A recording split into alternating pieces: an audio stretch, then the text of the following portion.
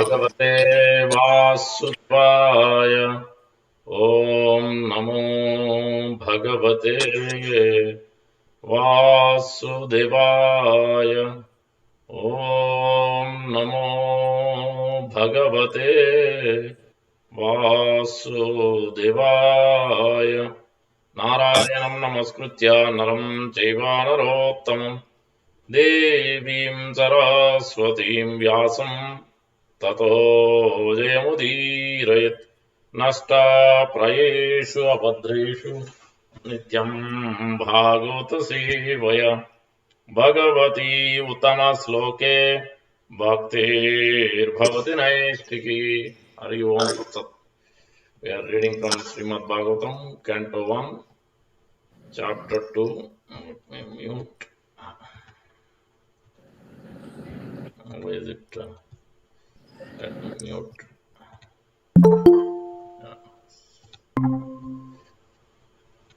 So we are reading from Srimad Bhagavatam, Canto 1, Creation, Chapter 2, Divinity and Divine Service, verse number 23. Okay.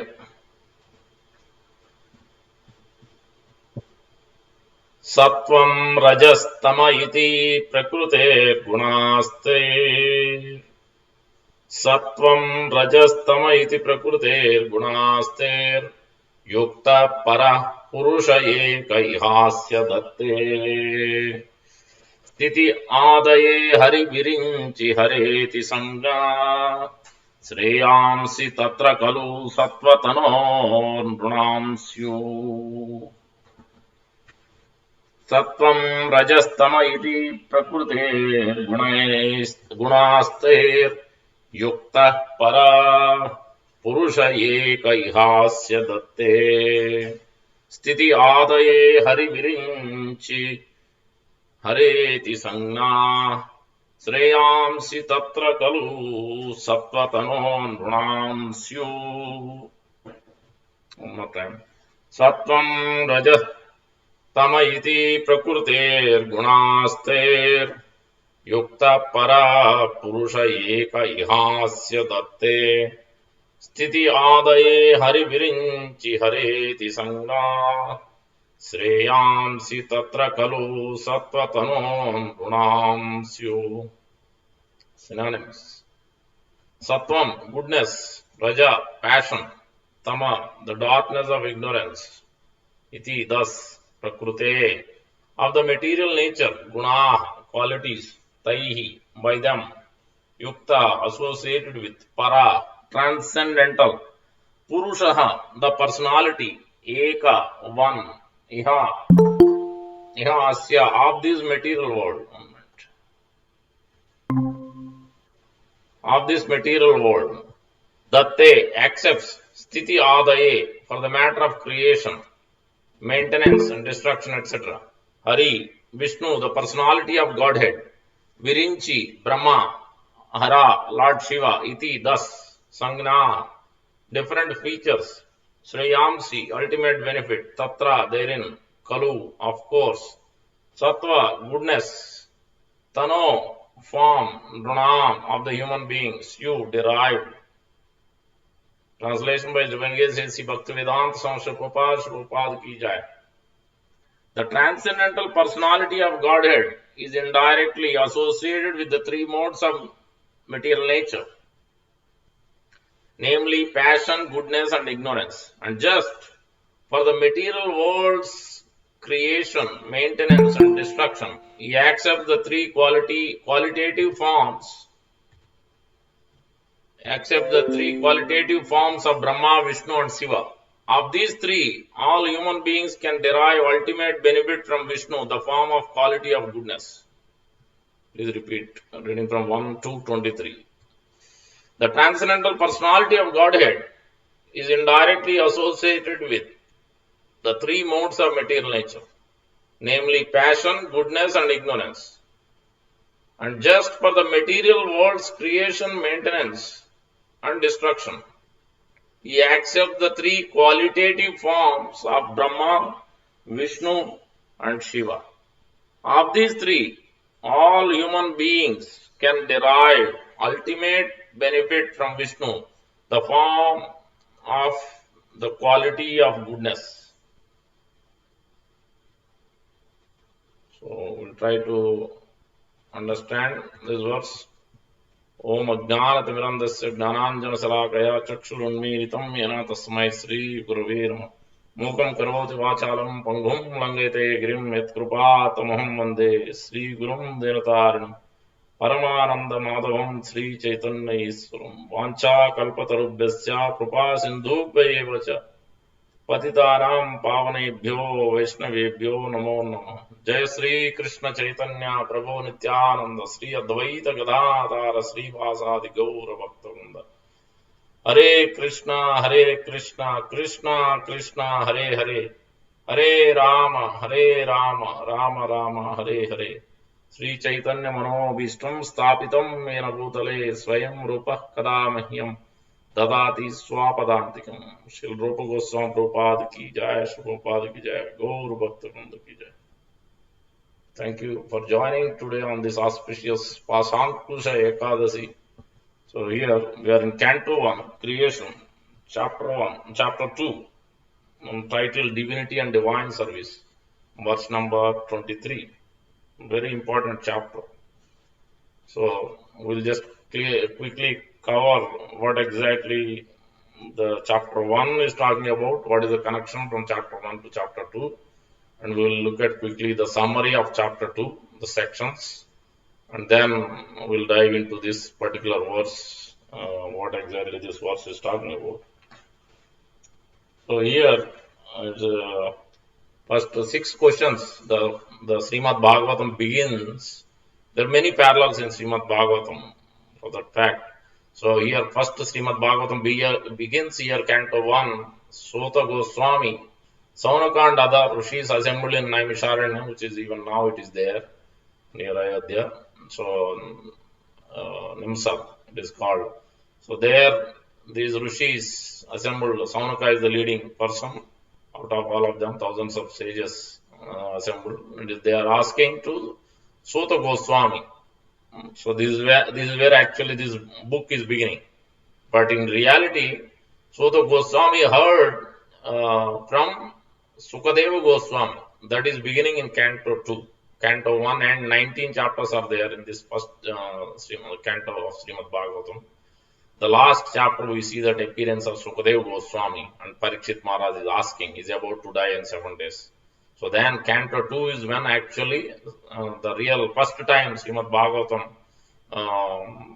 spoken. First time means in this specific context. There are many parallels. So the Sukadeva Goswami is speaking, and Sota Goswami was in that assembly. Even Vyasdev was in that assembly. Narada Muni was in that assembly. So many exalted sages were in that assembly. So Sukadeva Goswami, everybody stood up and they gave, they understood Sukadeva Goswami is not ordinary. He is the realized who is the best person to answer. So he is the one who spoke. So because Sota Goswami heard from Sukadeva Goswami, that's why he became the right speaker to answer the questions of Saunaka and other rishis, asking these questions in the first chapter. Questions by the sages, that was the first chapter title. There are, in summation, there are 23 verses, so 6 questions asked. So this is how the book looks. First canto of Srimad Bhagavatam. First canto represents the lotus feet of the Supreme Lord. Each canto is a personal form of the Lord. 19 chapters are there. The first chapter is a question by the sages, which we are describing. So, and then the third parallel we see that Canto 3 it starts. First Canto, the Sota Goswami is speaking. Second Canto, Sukadeva Goswami is speaking. Third Canto onward, we see the third parallel, which is Vidura and Maitreya speaking. Okay, so Vidura and Maitreya. Vidura is asking, because Maitreya Muni was also there, actually. Maitreya Muni heard once from Parasara Muni, and also he heard when Supreme Lord Sri Krishna is about to leave the planet, then he was there. Lord has given him, actually, made him the pure devotee. Before that, he was not completely at that level, but so Lord has given that opportunity. Buddha was there, and Maitreya Muni was there, so that's how he received 2 times. So Maitreya, that's what Vidura is asking Maitreya. This is the third parallel. In between, we see so many parallels. Yudhishthira Maharaj asking Vasudeva questions, in essence, the whole Srimad Bhagavatam. And then we see later on Nava Yogendras, King Nimi is asking Nava Yogendras later on in a few cantos.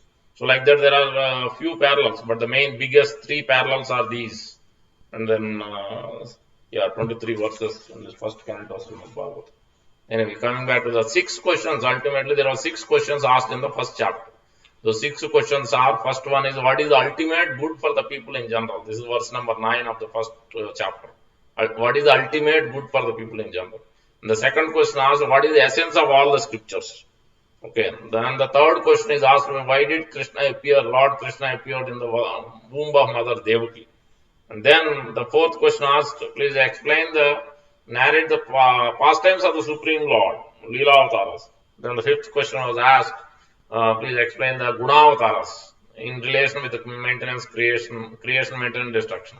Okay, and then sixth question asked, when Krishna left the planet, where did all the religion take in shelter of?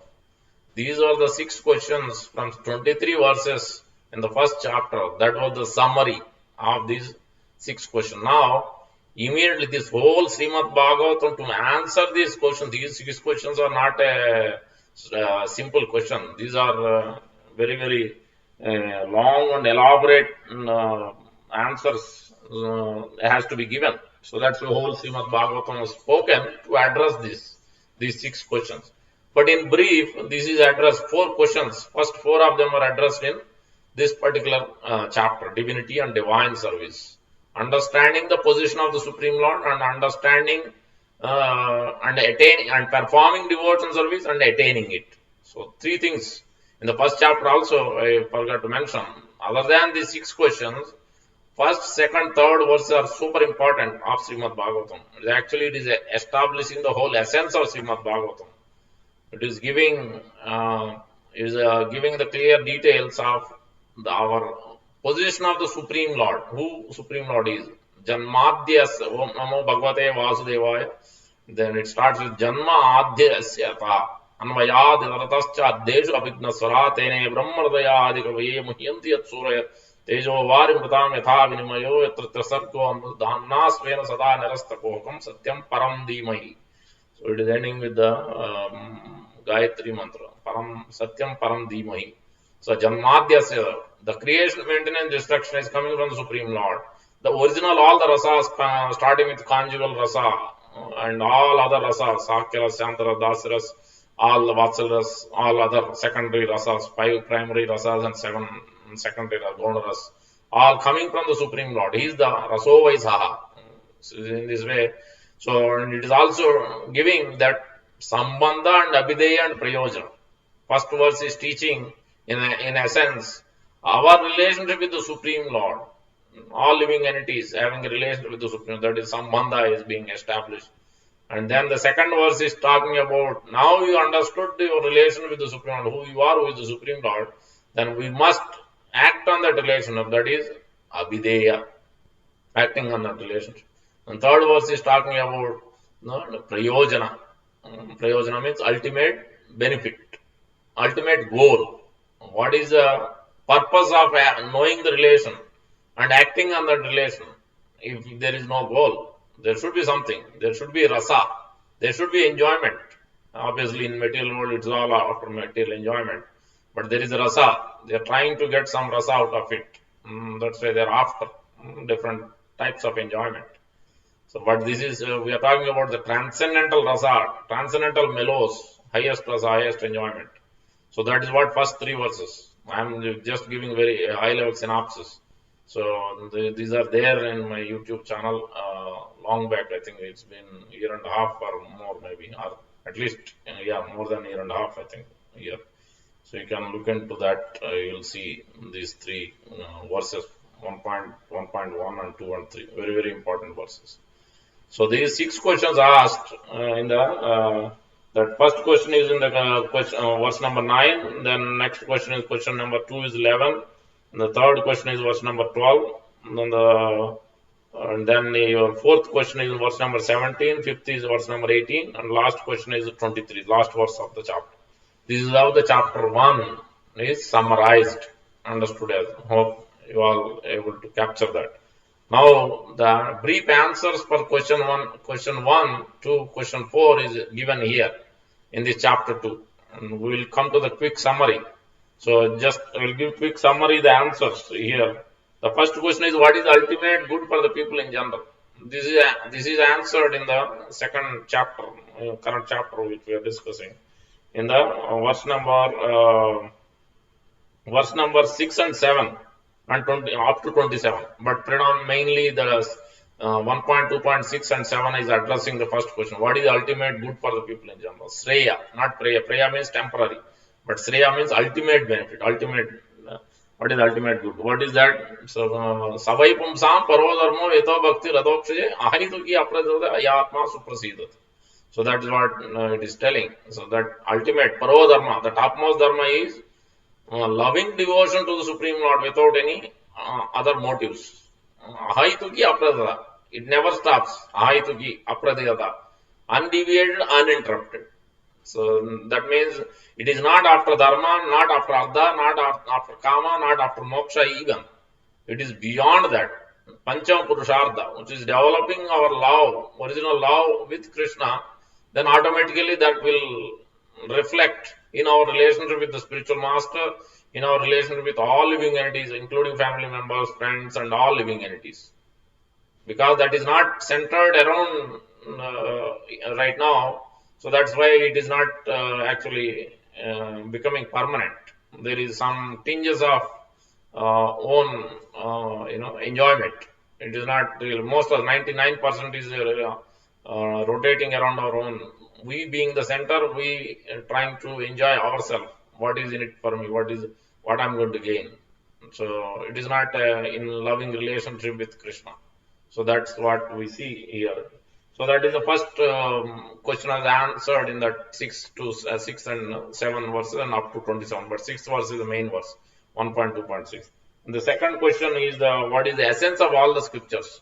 That is answered in the same verses. Yeah. What is the essence? Essence is engaging in especially the worship of the Supreme Lord, Sri Krishna. Supreme Lord Sri Krishna is only the object of worship. Only the object of worship. So that is what is mainly stressing. What is the essence? Essence of all scriptures. That's why you see, after reading 4 Vedas also, it is talking about the same thing. It is talking about Lord Vishnu's worship. So Rig Veda especially. It talks about 5 kinds of worship. Pancha Mahayajna and there is another word I'm trying to forget. So first one is Ganesha, then Surya, then Shakti, then Shiva, and then Vishnu. That's when it comes to Om Tad Vishnu Brahmapadam Sada Pasantu Surya Divi Chakshratam Tad Vipraso Vipanyo Jigruvan Samindate Purusham Samindate Purusham Padam. I forget the last word. So establishing the supreme position of Lord Vishnu, Lord Krishna, even Rig Veda also. But they have to detailedly study under somebody's guidance. Otherwise, they may think that everything is same. You worship Ganesha all the way, Shiva or Surya or Shakti, everything is same. Same result, same thing. There is no difference. But in reality, that's not the case. So that's why we have to study carefully. That is what 1.2. Second question of the first 6 question. And the third question, Krishna is the Sonuka Rishi is asking is about the avatars, Guna avatars and Leela. No. Why did Krishna appear in the womb of Mother Devaki and Vasudeva? So that is addressed in question number 3, addressed in verse number 34, the last verse of this chapter, second chapter which we are in. It is also addressed in 1.8.35. So basically, why did he appear? To rejuvenate the devotional service, to rejuvenate of the living entity, especially the devotees, especially those who are coming into the transcendence, wants to progress in transcendence. So to rejuvenate the devotion service, especially Sravanam and Kirtanam and Smaranam. So beautiful verse is there from Kunti Maharani is praying when this is in the 15th chapter. 8th chapter, and also later on we see verse later on also Kunti Maharani. verse. We'll come to that. Here 1.8.35, Kunti Maharani is offering that prayer. Why did you appear? People, she gives various reasons why you appeared. Because of Brahma prayed. You appeared because of Edus. You appeared because of so many. She gives so many reasons. Different people say like this. And then finally she is coming to conclusion. Especially the real reason is Bhavet asmin klishyamananam. Klishyamananam avidya karma kama karma bhi. Because especially you appear to remove this fruitive mentality, remove the ignorance. Avidya means ignorance, kama karma means engaging in fruitive activities. Klishyaman, very difficult to come out. But you appeared specifically bhave in this world. Asmin Sravana Smaranarhanam Karishyan iti Kechana. Yeah, Sravana and Smarana. So hearing and remembering. If you hear, chant and hear the Krishna Katha, then there will be Smaran. If there is no hearing of Krishna Katha, obviously there is nothing to remember about the Supreme Lord. We will remember what we hear, what we see, what we read, what we hear is what we remember. While dreaming also, and while wakefulness also. We will come to that soon. So this is the main purpose of question number 3 is answered in this way. And that is also answered in 1.2.34, the last verse of this chapter. But it is also answered in a few other places throughout Srimad Bhagavatam. And the verse number 4 is verse number 4 is answered in chapter 3. Because the chapter 3 is giving all incarnations. Because they are asking about Leela Avataras. So many incarnations, Lord. But in essence, 23 main incarnation. Otherwise, there is no. Bhagavatam is not enough to describe. So many unlimited. Ramadi Murtishu Kalena Nimena is just Nanavataram Akarot. Nanavataram. There is no countless. But it is limited. Just to give glimpse, chapter 3 gives that. So that is answered there. Fourth question. Fifth question is answered in that is the Gunavataras, material create.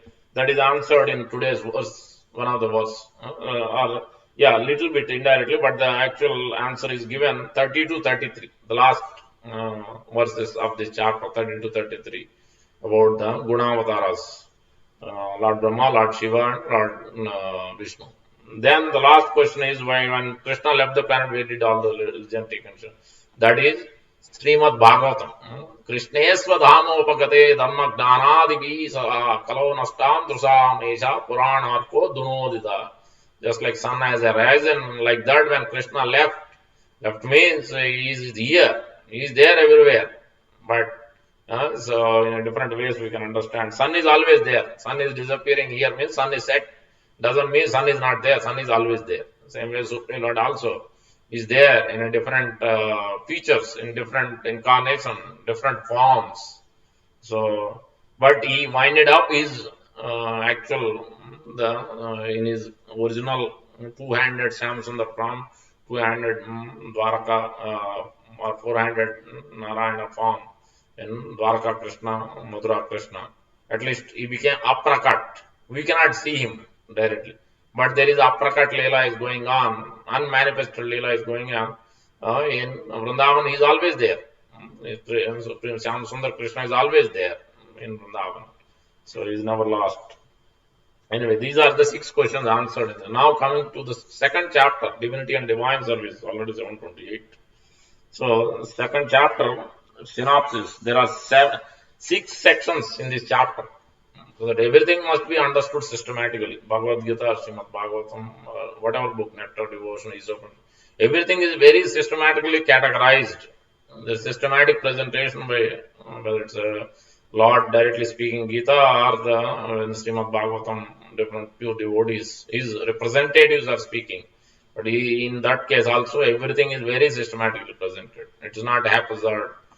Things are placed in different ways. So now this chapter 2 is in 6 sections. The first section is, as soon as Suta Goswami heard these questions from Sukadeva, from these Saunaka and other rishis in Naimisharanya. So first section is 1 to 4. Is offering prayers before even addressing them, before even saying anything. First and foremost thing, just like we did before starting class, what did we do? We did Om Namo Bhagavate Vasudevaya, then 2 verses Narayana Namaskritya and Nasta Prajesha Bhadreshu. Same thing. So, because that is coming down in Parampara. Suta Goswami is offered his prayers. The 1 to 4 is mainly offering, praying his respects. So, that is to spiritual master. In his case, his spiritual master Sukadeva Goswami, and to the Lord Narayan. Narayan Namaskrit, that's why we chant. And then sages, which is Nara Narayan Rishi. Narayan Namaskrit, Naran Chaiva Narotam. Devi, that Naran Chaiva Narotam, this is Nara Narayan Rishi is also coming. Then Devi, and then Suddha Saraswati. There is Suddha Saraswati in the spiritual world, and Saraswati Devi is a goddess. Expansion of Srimad Radharani. There are various expansions coming down from Gopis and then Lakshmis and then Durga and Saraswati. All the are expansions of Srimad Radharani. So here Suddha Saraswati is in the spiritual world. Rama Devi in the spiritual world. So all these in Brahma Samhita it is explained. So here talking about Suddha Saraswati. And then Vyasdev. Because Vyasdev is the one who has compiled all this for Kali Yuga purpose. Written down. He has compiled. Lord Ganesh has written. Written means he is writing. When Vyasdev is speaking, he is writing. Samadhi Bhashya. He went to Samadhi. And that's when Vyasdev has written. Just like Valmiki Muni has went to Samadhi 60,000 years he meditated, then he wrote Ramayana. It is not, that's why the actual Ramayana, there are so many versions of Ramcharitmanas or so many Tulsidas Ramayana, so many versions. But actual real, the most elaborate and most glorious is the Valmiki's Ramayana. Narada Muni's disciple. He received mercy and then he meditated and he went to Samadhi. That's when he wrote Ramayana. That's how it is. It is glorious Valmiki Ramayana. Same way with here Samadhi Bhashya. Vyasdev didn't write just like that, and nobody can write like that. So Srimad Bhagavatam. That's why he is offering these respects. That is the first section, 1 to 4. Next section is 5 to 10. Basically, it is talking about step by step. The section title itself, you can see the chapter title, Divinity and Divine Service, is bringing the topic. If somebody wants to understand a divinity, aspect of divinity, and then he must first offer respects. If you are going to teacher, learning even material things, our parents, we must offer first respects before even doing anything further. So that's why Suta Goswami is doing. That is the first step in divine add to that chapter title, Divinity and Divine Service. Then first thing he is mentioning is the process of self-realization. Okay, now we offered respect. So next is what is the process of self-realization? That must be because it is talking about divinity and then divine service. Means if there is no process, then how are you going to understand? How are you going to do serve the person? We don't know what is the process. So that's why that is explained in 5 to 10. What is the importance and the process of self-realization? Both are covered in 5 to 10. Verse number 5 to verse number 10. Now, so the next section, we are in second chapter, we are discussing of Srimad Bhagavatam Canto 1.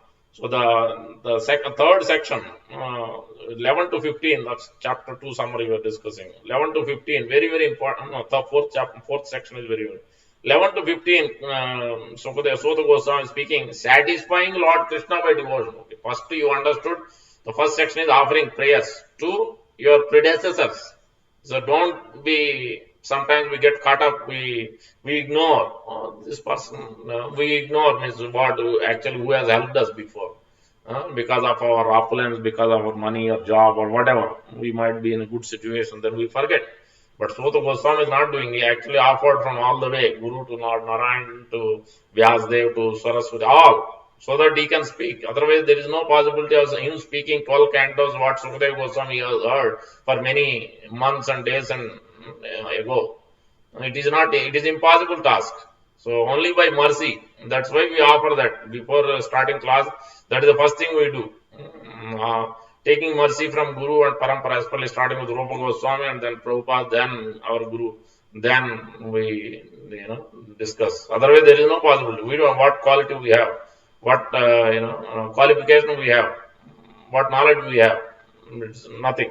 So that's why it is going step by step. Then he is going to process a self-realization. Then he is going to next step is the satisfying. What is the use? If you know the process of self-realization, what is the main purpose? is to satisfy the Supreme Lord, and he is represented as spiritual master. Otherwise, there is no use. So that he is bringing that point, 11 to 15, satisfying Lord Krishna by devotional service. So 3 sections are done. Now, 4th section, very, very important section. For 16 to 22, we just finished finished before, a few months before. Gradual process of devotion from Adav Shraddha, first step, to all the way to Prema. Adav Shraddha is explained by Rupa Goswami in Nectar Devotion. The various steps Prahlad Maharaj also gives. Adav Shraddha tata sadhakanam aim premno pradur bhavet krama. Adav Shraddha tata sadhu sango tata bhajana kriya tata anartha nivrittisya tata nishta tata ruchi tata asakti tata bhava tata prema abhyutanchati. So, one who is a sadhaka or practitioner, sadhakanam I am prema, if he wants to develop love with the Supreme Personality of Godhead, then he must go from step by step. Adho, beginning with Shraddha, faith. Then gradually, Bhajana Kriya, Adho Shraddha, Tata Sadhu. Then you associate with devotees, that is the second step. Then third step, Adho Shraddha, Tata Sadhu, Tata Adho Shraddha, Tata Sadhu Sangho, Tata Tata Ananda. Yeah. Second is associating with devotee. Third one is Bhajana Kriya. That means initiating, taking initiation from spiritual master. After having a faith, our confidence is there after association. Otherwise, it is not possible. Some obviously got from Sri Prabhupada within day. Generally, it is 3 months, 6 months is there. At least even Prabhupada time also. Very few got within a day or a few days or same day also. So those are generally not the ones to follow. So in this way, in this way, step by step goes faith, and then faith strengthens. Then you associate devotees gradually. When faith is increased, surrender, sincerity is there, determination. Then the third step will happen: initiation, surrendering to spiritual master happens. Then the fourth step is Anartha Nivritti. Then once after initiation, then the actual real Anartha, first layer of Anarthas gets clearing. At the time of initiation, Guru is taking all the karma, but still the proclivity in the heart, until that point, what karma is there, that he is taking. But the proclivity in the heart is not done. Like a fan, when you switch off, it doesn't stop automatically. It takes time to stop. So it's the same concept of those anarthas are there, proclivities, desires within the heart lying. So that is the anartha nivritti. It's a long phase, depending on how sincere we are. How much surrender, determination, enthusiasm, patience, all this, it depends on each and every level. For Dhruva Maharaj, it took only 6 months, the whole attaining, meeting Krishna. For Katwang Maharaj, it took only 1 minute.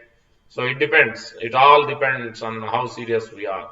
So that is Anartha Nivritti, Tata Nishta. Then next step is Nishta, fixed up. Once Anartha Nivritti 75%, then we come to the Nishta stage. Then Asakti. Nishta Ruchi, we will develop taste. Initial chanting is mechanical, initial worshipping the Lord or offering or engaging service, all little bit mechanical. Small, little realizations will be there as we progress more and more. That increases, that realizations will increase, our faith will be strengthened, all that will happen. Otherwise, it's at a very, very basic, very minimal level.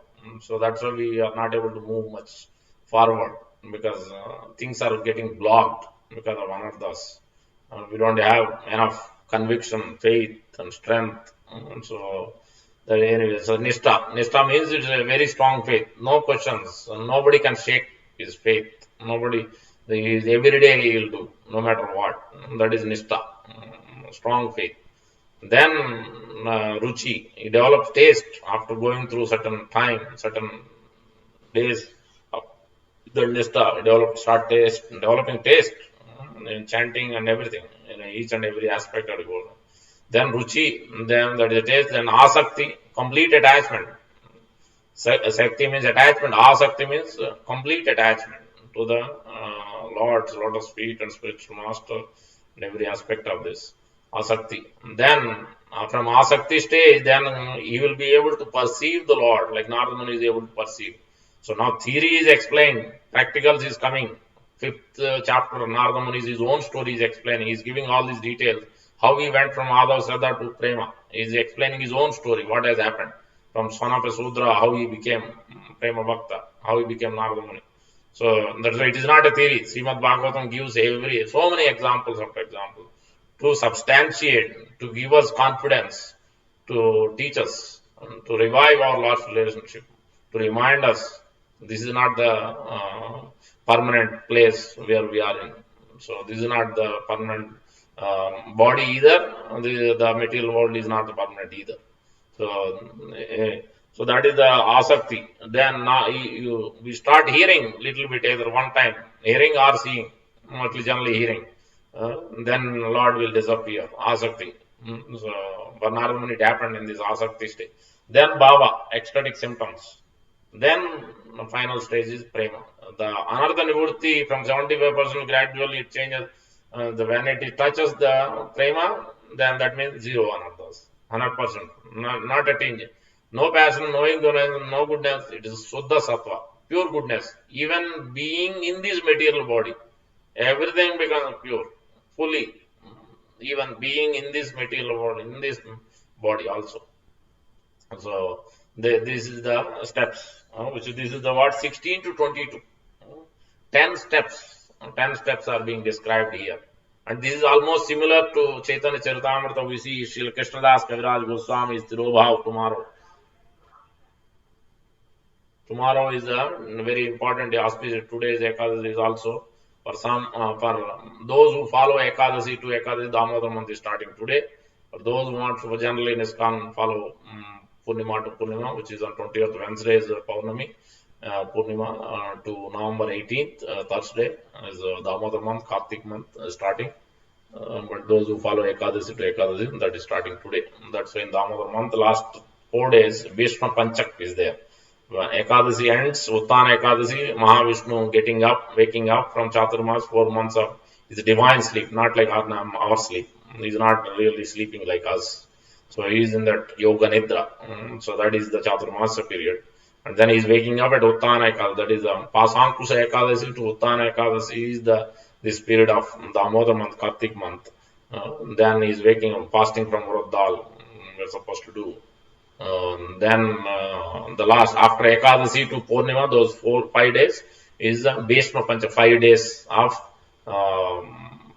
Bhishma Pitama followed, that Bhishma Panchak. There is a special process, 3 different levels of following that austerity of what Bhishma Pitama followed. If somebody wants to follow, if anybody wants to know, then send me a text. I can give you those details.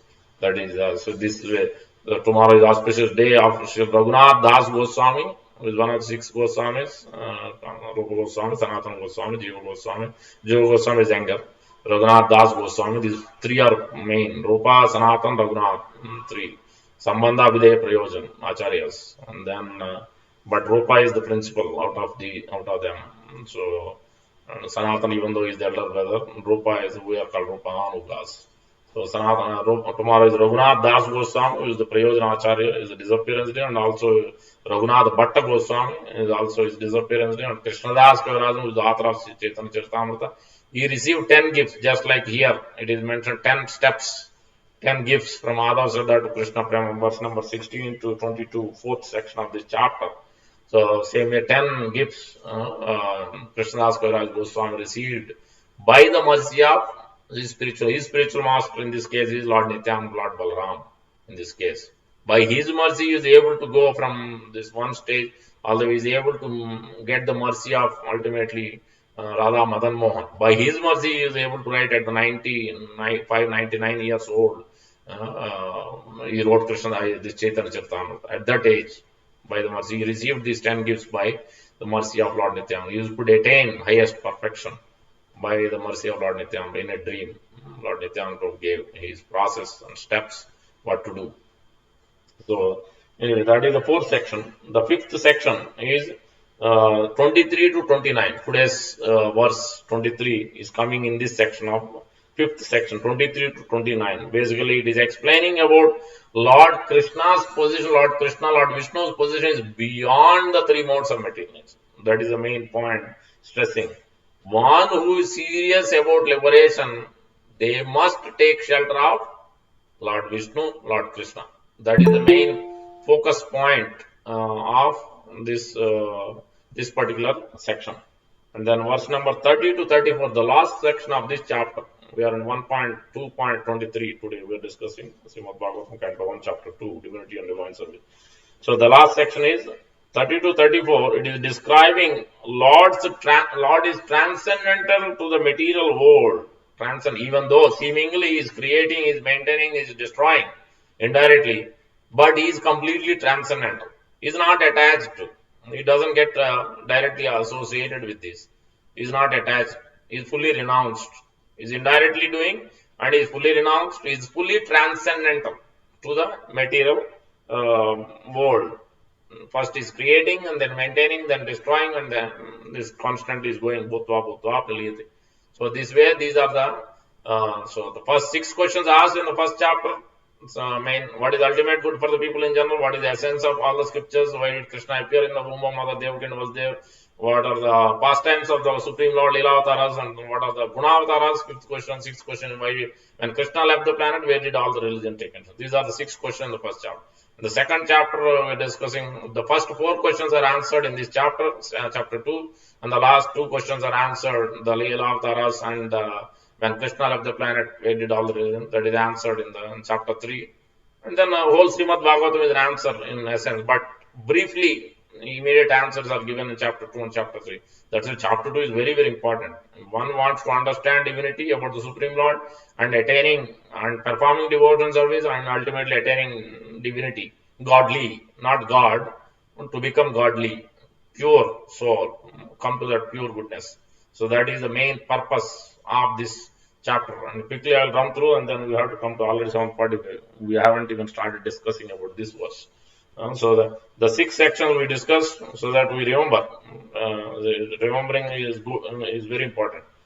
6 sections, 1 to 4 is paying respects. So the Goswami is paying respects, offering respects to various personalities, Guru, to Lord Narayan, Naranarayan Rishi, and Suddha Saraswati, Vyasdev. And then the next section is talking about the process of self-realization, step by step is going. Offering respect, process of self-realization. Then the importance of this process of self-realization, which is loving devotion to Lord Krishna, Lord Vishnu. That is the third one. Satisfying his desires. That is the main purpose behind the self-realization. Third section. Then the 4th section is talking about the gradual process of going from Madhav Shraddha to ultimately Krishna Prema. That is the 4th section. And the 5th section here talked about Lord is transcendental to the 3 modes, mode of goodness, passion, ignorance. And the last section is talked about the Lord is transcendental to the material creation. He is beyond this material creation. He is not attached. He is completely renounced. Is transcendental to this material world, creation, maintenance, destruction. He is indirectly associated through Purusha Avataras, and he is transcendental. He is beyond. Lord Krishna is not coming into picture. So that is done by Lord Vishnu. So this is how these 6 sections are laid out of this chapter 2 summary. Now coming to this today's verse. So especially verse number 23 here. So quickly we will cover the 4 lines of what this verse is talking. Then we have to get into the details. So Srimad Bhagavatam has so many angles of vision to just so glorious. So in this verse, it is mentioning here, Sattvam Rajas Tama iti prakrute gunaistaya. That is the first line. It is talking about the Sattvam, goodness, and then Raja, passion, Tama, ignorance, iti. And these 3 modes consist of, because this is the prakriti, this material nature consists of these 3 modes. Guna is there. And then second line is talking about Yukta, Para, Purusha, Eka, Ihasya Datte. So Yukta, associate with 3 modes of material nature, but what is happening, what about these 3 modes? Then you may ask. Then the second line is discussing that Yukta Para Purusha. Para Purusha, we are seemingly called as Purusha. That's why here Para, sometimes Purusha is used for the Supreme Lord. Actual real Purusha is Supreme Lord only. He is the male. We are called Prakriti. Material world is also called Prakriti. We are also called Apara Prakriti and Para Prakriti. But in both ways, material world is inferior and living entity Jiva is superior than material nature. But actual Purusha is Supreme Lord. real master, real enjoyer. He is the Supreme Lord. That is called Parapurusha, is the Supreme. Like we are Brahman, but Parabrahman is Supreme Lord. In that way, we have to understand. So, Yukta, one who is a Supreme Lord is associated, Yukta, indirectly associated with Eka Ihasya Datte. Then what he did, Ihasya Datte means accepted. So, Eka Ihasya. So, he is associating, he is accepting. What is he accepting? What is he accepting? Sthiti Adaye Hari Virinchi Hariyeti Sangha. So, now it's coming to that. What did Lord Vishnu accept? So, he accepted Sthiti. Sthiti means creation. Sthiti. Sthiti Pralaya Sadhana Shakti Eka. Chayeva, when Durga Devi's position is explained in Brahma Samhita, we just had Navratri. We discussed the real meaning of Navratri yesterday's class. So, it will be posted later on in the channel. But Sthiti Adaye here, regarding Durga Devi's position, it is explained that Srushti Shruti Pralaya Sadhana Shakti Eka Chayeva Yasya Bhuvanani Vivarti Durga Tad Ichanu Rupam Asya Chestatesha Govindamadi Purusham Tamham Bhajami. So Durga Devi runs like a shadow of the Supreme Lord, Lord Krishna, Lord Vishnu. Chayeva, Chaya means shadow. Chayeva Yasya Bhuvanani Vivarti Durga. Very difficult. Durga Dham it is called. So Srushti Shruti Pralaya Sadhana. Indirectly, when Lord is creating, that is done through the agency of Lord Shiva and Durga Devi. That's why Srushti Shruti Pralaya Sadhana Shakti. Annihilation is also happening through Lord Shiva, but before actual annihilation begins, who is giving that power? It is mentioned in Canto 5, last chapter, I think. Lord Ananda Dev is the one through his eyes, the fire is coming. Then through Lord Shiva, Rudras are performing that annihilation. So that's why we see that Lord is not directly, Lord Vishnu is not directly associated, but indirectly. So creation is also happening. Your milk is transformed into yogurt because it is cultured. You have to add something, then it will become yogurt.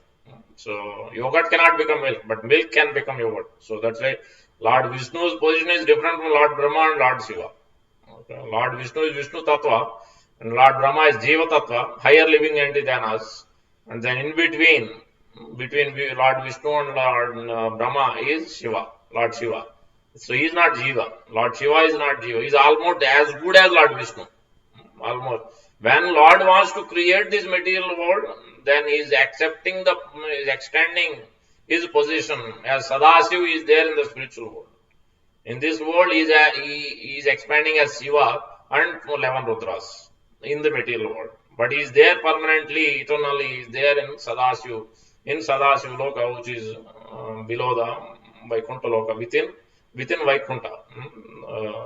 So that is Sadashiva, three kinds of Shivas. So understanding Shiva Tattva also is very difficult. Okay. So that's why here it is mentioned Srushti Shruti. So when it is mentioned in that verse about Durga Devi, Srushti Shruti Pralaya Sadhana Shakti Reka, creation and then destruction is happening through Lord Shiva and Durga Devi, but she is not independent. Neither Lord Shiva is independent, but actually dependent on like a shadow. That's how Durga Devi's position is explained. Chayev yasya bhuvanani vivarti Durga Govindamadi Purusham Tamaham Bhajami. So here it is Stuti. So that's why I was coming to that. Sthiti Adaye, beginning with creation. Hari means Lord Hari, Lord Vishnu. Harim Vinam Namritim Taranti. We'll come to that point. Virinchi is Lord Brahma, who is the secondary creator. Canto 3 onwards. Canto 2 is called secondary creation. Canto 3 is called status quo. Yeah. So Lord Brahma performs the secondary creation. After Lord Vishnu gives the actual ingredients and gives the framework, then Lord Brahma does his secondary creation. So that Hari is Lord Vishnu, Virinch, Lord Brahma, Hareti means Hara iti, Lord Shiva is called Hara iti, Sangna represented as, Sangna means what is translated as different features, represented as different features. So So who has now coming to first line is talking about the three modes. Prakriti consists of these three modes. The second line is talking about Param Purusha, Lord Vishnu accepted these, associated with these three modes. Why?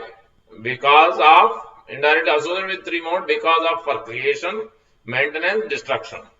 Is accepting these different features as Lord Brahma, Lord Vishnu for maintenance, Lord Brahma for secondary creation, and the Lord Shiva for annihilation. These three aspects. Sthiti Adayi means just like Janmadya. Janma means not just Janma. There is Janma, Mrityu, Jara, everything coming like that. Creation, maintenance, destruction. The first verse of Srimad Bhagavatam. Same way here, Sthiti Adayi means it includes this. And then the last verse. Now, okay, now we understood. Lord Vishnu is associated with three modes and taking this position of Brahma, Vishnu, Shiva, creation, maintenance, destruction. Then what last verse is very important. Last line is very important. Shreyamsi, if one wants to get ultimate benefit, Shreya, Preya means temporary benefit. Shreya means ultimate benefit. We'll come to the examples. Shreyamsi Tatra Kalu, Sattva Tanon Runam Syu. Sattva means goodness. Tano means living entity. Tano, Runam living entity. Tano means form, body. Tano, Runam means living entity, human being especially. Syu, derived. So one must derive ultimate benefit. Shreyam Syu, one must derive ultimate benefit. Living entity, especially human being, must take shelter of goodness. Must take shelter of Lord Vishnu. That's what. Even though it is explained that passion, goodness, ignorance, everything, all three, as Brahma, Lord Shiva, and Lord Vishnu. But to get ultimate perfection, Shreya, then he must take, living entity must take to Lord Vishnu, mode of goodness, Visuddha Sattva. So that is the main crux of this verse. We'll go already 756. We'll go a little bit deeper here. And there is also beautiful narration, beautiful explanation about this same aspect of this verse later on also in Srimad Bhagavatam. We'll come to that. So here it is describing about three modes of material nature. How, as we know that Lord Krishna is expanding as Lord Balaram, then Lord Balaram is expanding into four quadruple, Vasudeva, Sankarsana, Pradyumna, Anuruddha. So Sankarsana is there, Vasudeva, Pradyumna, Vasudeva, then Sankarsana, and Anuruddha is in the last four positions. Vasudeva representing consciousness, and Sankarsana is representing false ego, real ego. It transforms into false ego when living entity in the material world. And then Pradyumna is for intelligence, Anuruddha is representing mind. So consciousness, Vasudeva, ego, Sankarsana, Pradyumna, intelligence, Anuruddha is mind. Four aspects. They are there. First quadruple expansion is there in the spiritual world. In Golok Vrindavan, taking care of Dharma, Artha, Kama, protecting Dharma, Artha, Kama, Moksha. Four aspects.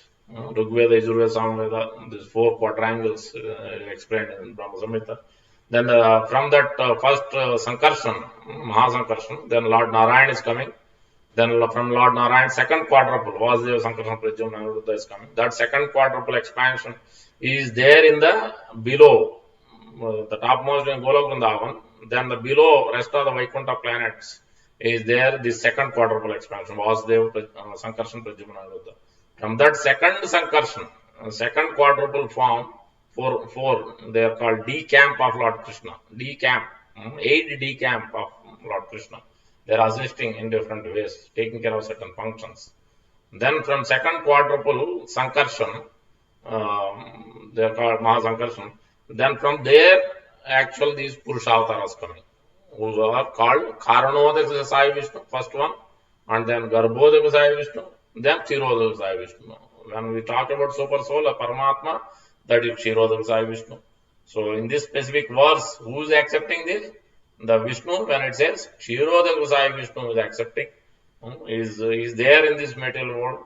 There is a planet, the pole star, when we say that is Kshirodaka Sai Vishnu's his own planet within this material world, that is Vaikuntha. That never gets annihilated. Kshirodaka Sai Vishnu lying on a Kshirodaka ocean, and Dhruva Maharaj is there within that planet. Above that, this ocean is the Kshiroda ocean. This is explained in Dromara's pastime. Prabhupada explained the details.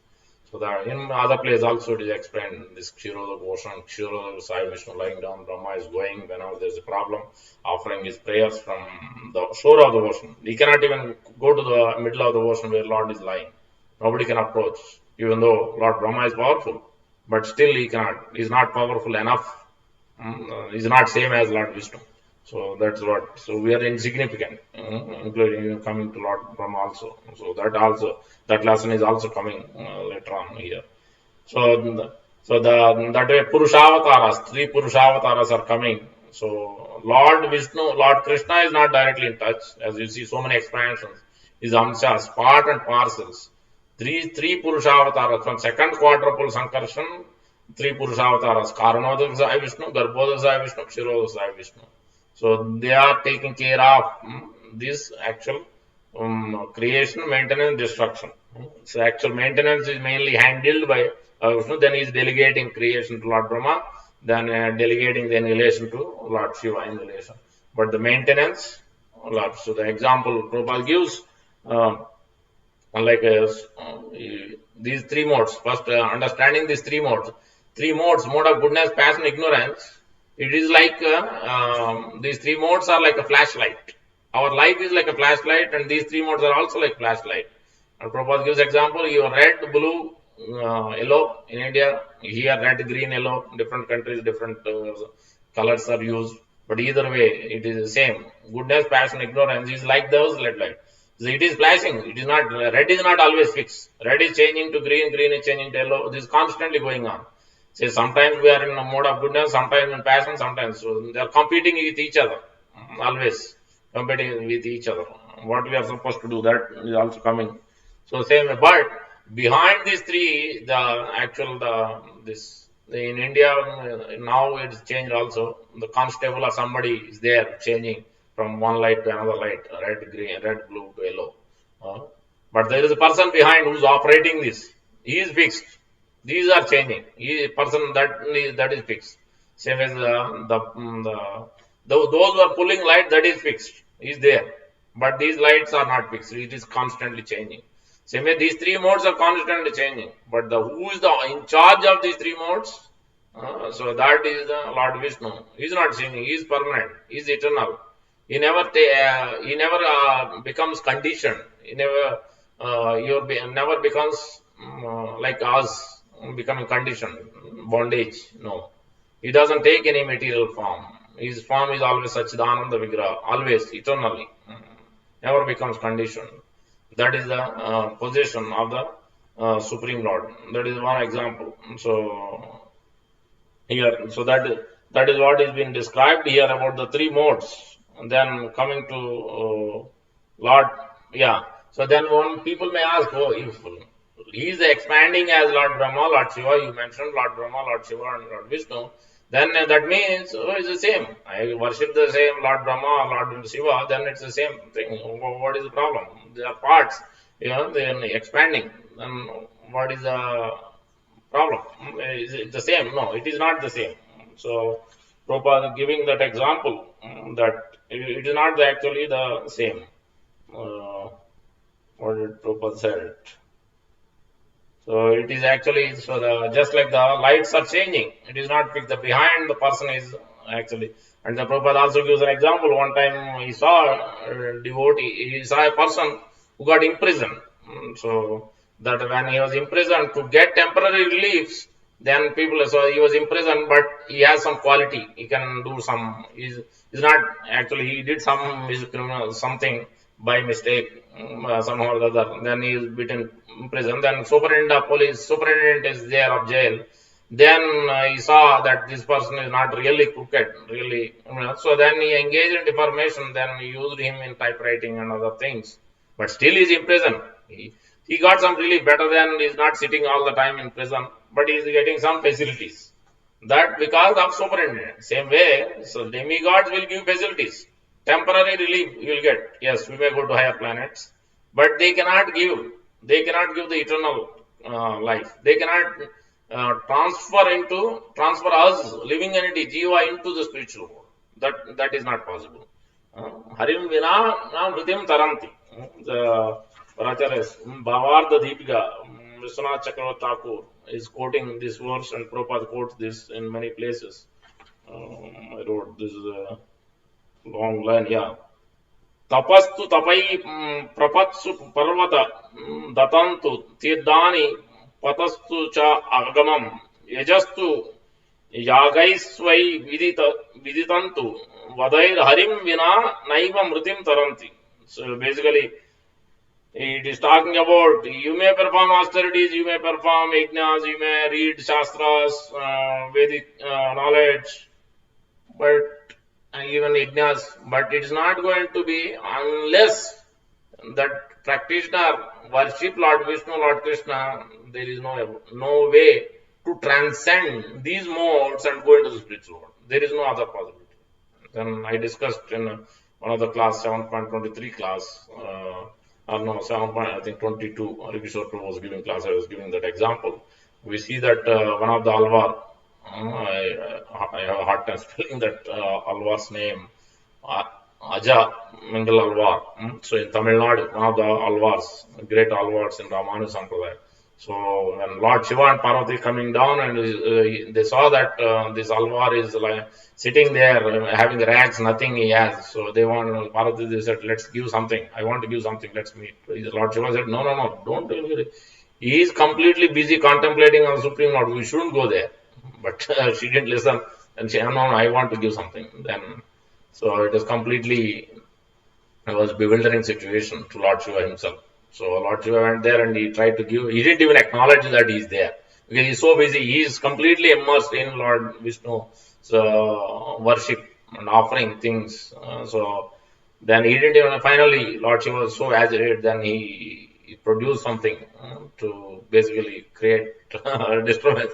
Then so agitated to just to wake him up, to bring him back to this cognizant of him being there. Then that Alvar comes back, and then he said, ask me something. He said, "No, I don't want anything." So despite saying multiple times, he doesn't give. He doesn't ask for anything. So then the Lord said, "No, no, I have to give you something." He said, "No, I don't." "Okay, you want to give me something? Okay, can you give me liberation?" "No, that is not possible." Can you give me, can you change my karma?" "No, that is not possible. I cannot interfere with the karma either." So then I said, "No, I don't want anything." So in this, so the Lord said, "Then you will be the glorious devotee." That is the benediction he gave. Finally, Lord was upset. Then he said, "Okay, you take this." So that is the quality of a pure devotee who is completely immersed in the Supreme Lord's worship, Supreme Lord devotion service. Then he is not bothered by anything. So the result of worshipping the Supreme Lord is already pure. Even being in this material world, or he doesn't care where he will go. Also, he doesn't care where he will go, whether he will go to Vaikuntha or not. That is not. He's always caring about serving the Supreme Lord. Ahaituki apradada. That's all he cares. As Chaitanya Mahaprabhu is giving that last verse. So in Sikshashtakam also, last verse. You trample me down, whatever you do. Mat prananadastu sayeva. You are the Lord, life after life. Whatever you may do, whatever condition. So you are my Lord. So that is the position of the pure devotees. So that is the difference. And same way, so as I was explaining. So this prisoner has given, even though he was a prisoner, he was a criminal prison, but superintendent gave some facilities. So that like that, we may get some facilities. We may go to the higher planet, some other planet, some enjoyment, some benefits for some time being. This is for time being. We may get some benefit. We may become higher. Like Ravana or Hiranyakashipu or different people, different personalities got great benefit, but it's all temporary. Nothing is permanent. They cannot give beyond this spectrum of material world. So that's what this verse is telling. You may do all these studies, scriptures, yajnas, everything you do, but that is, if it is not turning your devotion to the Lord Vishnu, Lord Krishna, no use, no possibility of going beyond these three modes. That is the main point. So just like superintendent for this prisoner. But if you approach the state government, who is maintaining? State government is the one maintaining the prison. they can give relief. Yes, if President signs that I am relieving this person, then right away, superintendent cannot give. So he can probably recommend this person is good or something. Yes, so that is there. Same way. So we can approach Lord Shiva, Lord Durga Devi, or any demigods that please, please accept my respectful obeisance and please give me a blessing that my devotion strengthens, my spiritual strength is there. Give me determination, enthusiasm, and patience that I will perform pure devotion to Lord Krishna, Lord Vishnu. That we can ask, no problem with that. They will also give you strength and blessings with that. But these other things is going to be temporary. So that whole topic itself is completely more elaborate. So whole Bhagavad Gita talks about in different places. But at least to coming to that point here, why this specific aspect is mentioned, one must take shelter of goodness. So one who is beyond like this. Who is maintaining the prison? State government. Who is maintaining this prison house of this material world? Lord Vishnu is maintaining. He is not maintained by Lord Brahma. He is not maintained by Lord Shiva. So who can give relief? Only President can give relief, or the Prime Minister can give relief. So generally President is the one who gives. Sometimes Prime Minister also may give. Same as here, Lord Vishnu, Lord Krishna can give relief. So relief from this prison house of this material world. So for that one must do ultimate benefit. One must engage in pure devotion service, exclusive devotion to Lord Vishnu, Lord Krishna. Kunti Maharani is given. When as soon as she heard that Lord Krishna left the planet, is about to leave or is about to leave, Yudhishthira Maharaj also left, and Kunti Maharani is also immediately she decided. She offers beautiful prayer and she took. There is a one verse it is mentioned. Where is that? 1.15.33. Ekanta bhaktya bhagavati adokshaje nivesta atma uparama samsprute. Samsprute means going beyond this material world. Samsprute. Uparama means he got relieved from this miserable condition, birth, death, old age, disease. Because after so many lifetimes we are receiving this. Labdva sudurlabhamidam bahusambhavante. After many, many lifetimes. And it is explained in that. This is in 11.9.29. Labdva sudurlabhamidam bahusambhavante. Yeah. I forget the verse. Mind is, I can't remember a single thing here. Manushyam artadam anityam apihadira. One who is sober, he understands that manushyam artadam. It must be purposeful. This human life must be used for purposeful thing. Anityam, it is temporary. Apiya in this world. Dhira, one who is sober, he understands this is temporary. Tornam yatete, he must hurry. Tornam, immediately. Tornam yatet na patet anumrutya yavan. Before this body becomes pale and dilapidated and is about to give up, we are becoming old, then what are we going to do? Nothing much we can do. So that's why we have to hurry up. Tornam yatet na patet anumrutyo yavan nishreyashaya vishaya kalu sarvatra syat. That's what vishaya means, sense enjoyment. Kalu sarvatra, it is everywhere. Baba, this sense enjoyment is there for each and every living entity, all the way from Lord Brahma also. That is also mentioned in Hamsa Guhya prayers. We are coming to that point, but we are beyond time. We went 8:12 already. Hamsa Guhya prayers, this is in Srimad Bhagavatam. Lord Brahma himself, their important point is made. Even though one who is in that highest position, he can become bewildered too.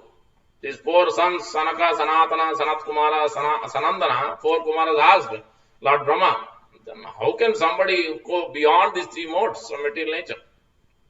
Then Lord Brahma himself is bewildered because he is engaged in this creation with a passion, creative activity. Then he became bewildered too. Then he was completely stunned. Then he prayed to the Lord. Then Lord appeared as Hamsa, swan. Because that is the general purpose of swan is to distinguish matter and spirit. To distinguish from, separates milk and water. It can separate water from milk. Takes only milk. That is the same as the Lord appeared in that. So to mainly to eradicate, to distinguish Lord Brahma, you are not this. Your position is to serve the Supreme Lord. You are not to be covered with these three modes. not operating on the three modes. You have to go beyond these three modes. That is the main point where it is mentioned. 1 minute, where it is mentioned. Yeah, where it is mentioned 11.13.8. Although one may be elevated to the exalted position in Lord's transcendental service at any point, there is a danger of false pride polluting. There is a danger of false pride polluting. This is what that means. More we remember that we are the instrument, we are insignificant all the time, then there is no problem. But sometimes because of our whatever, the position or the fame or name, opulence, strength, whatnot, beauty, for so many things, we may sometimes forget our actual real position. Such a minute, teeny, living entity, living in a small place in this whole material world. This itself is insignificant. Our position, that we forget. So that's why Lord Brahma himself, we forgot. Then he had to call. Then Lord appeared to give answer to these four Kumaras about the same aspect, about this verse number 23. How to take shelter of their own goodness. The important instructions are there. Will coming in a minute. So he appeared in order to separate pure consciousness from three modes of material nature to Lord Brahma. That is why he has appeared. So that is the main purpose. So that's why here Ekanta Bhaktya Bhagavati Adokshaje Niveshta Atma Uparam Sanskrute. So Kunti Maharani is engaging in pure devotion with full attention, and thus gained a release from the course of material existence. So that's why Prahlad Maharaj could see God. So, but Hiranyakashipu couldn't see. He's saying, where is your God? Is he there in the pillar? He's asking.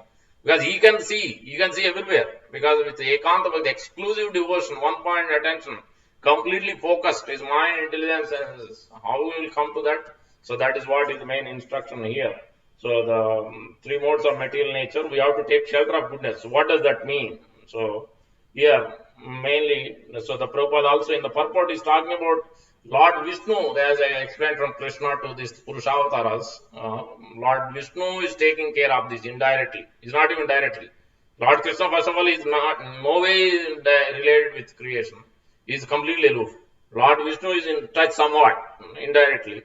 Durga Devi and Lord Durga and Lord Shiva is taking care of the creation. And then secondary creation, Lord Brahma is doing. And then in relation again, Lord Shiva is doing. So the maintenance is done by Lord Vishnu. That also is basically indirectly. It doesn't get attached. So that's what is explained here. But now there Prabhupada explained the Vishnu Tattva is called integrated forms. We are called separated forms. When Lord says Nityo Nityanam, we are the one single eternal is Lord Vishnu, Lord Krishna. Nityanam is we are many jivas. Chetana Chetananam. He is the consciousness, original pure consciousness. From him it is coming to us Chetananam. We are all conscious living entities, living beings, spirits, sparks, whatever we name it. So Nityo Nityanam Chetananam Eko Vidadati Kaman. He is Eka, he is single. We are many. Vidadati Kaman. We are able to get enjoyment by serving the Eka. By taking shelter of Lord Vishnu, Lord Krishna. So that is what Kena Upanishad is also giving. So that they are integrated forms, but we are separated forms. So eternally, it is not like the breaking the paper into multiple pieces, then putting together. No, it is not that. That means eternally we are separated. It is always existing like that. And, there is no point such that we are born and then no. Our soul is always there. And soul cannot be born, cannot be withered.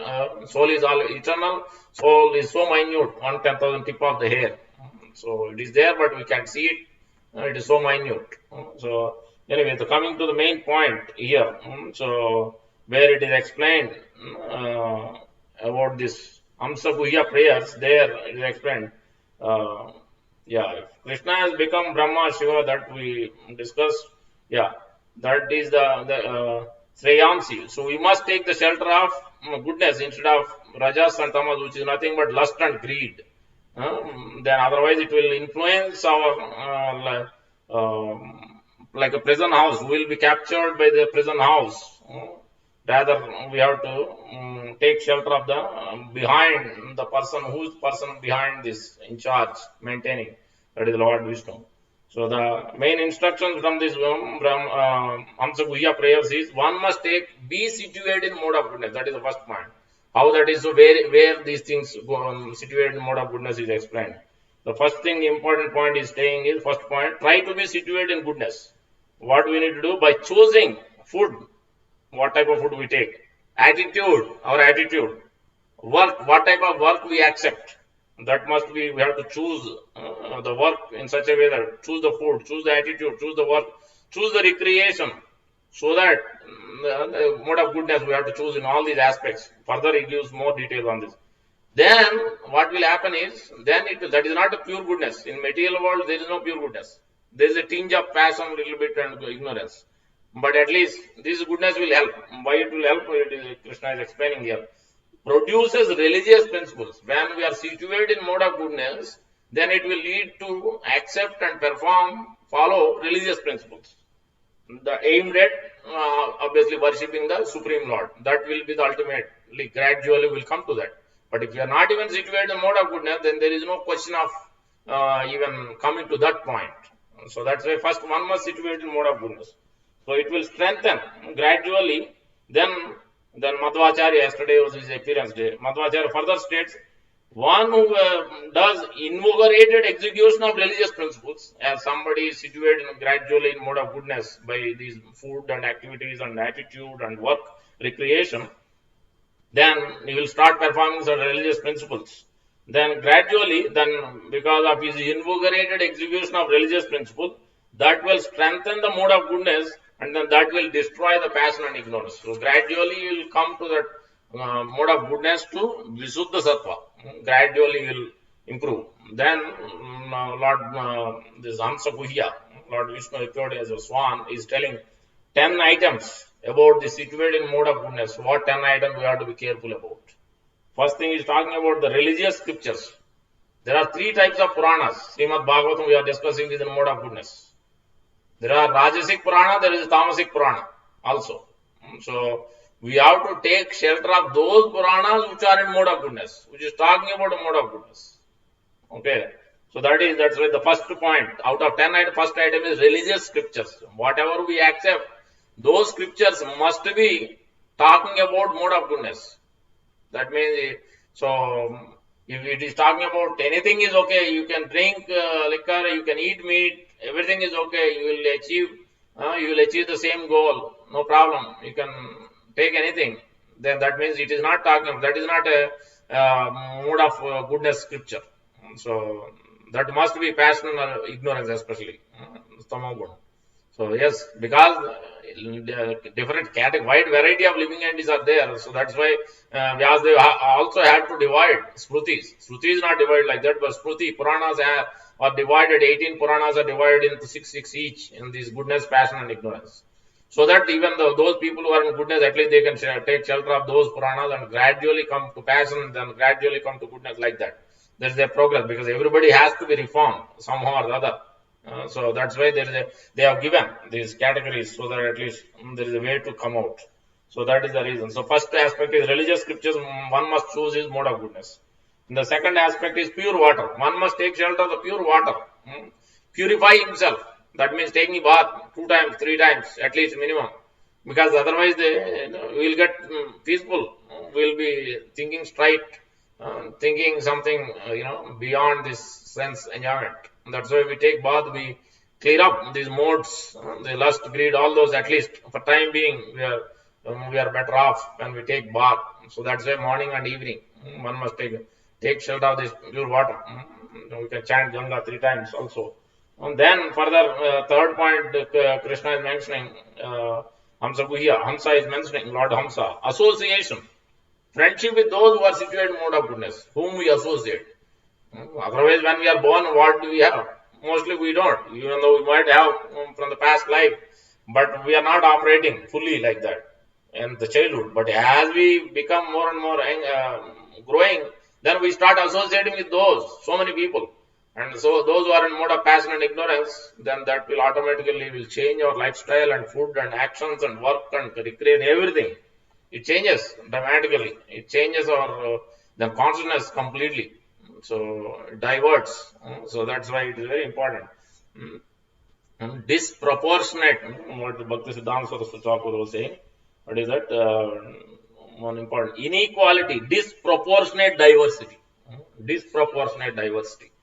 So that we have to be very careful of. So association, friendship with those who are in goodness. The next point is in particular place. Yes, you can choose. I can live in a place where completely everybody surrounding that place itself is so in tamogund that he cannot even think straight. There is so much laziness, and then there is no use to stay in that place. So we have to choose a place which will, which is conducive to engage in transcendental activities, conducive to at least be in peaceful situation, mode of goodness. So that's why the place is also important. So then Krishna is talking about time, obviously. That's why he's talking about the time. One must wake up early in the morning, 4 o'clock. In the purport Prabhupada mentions about the time.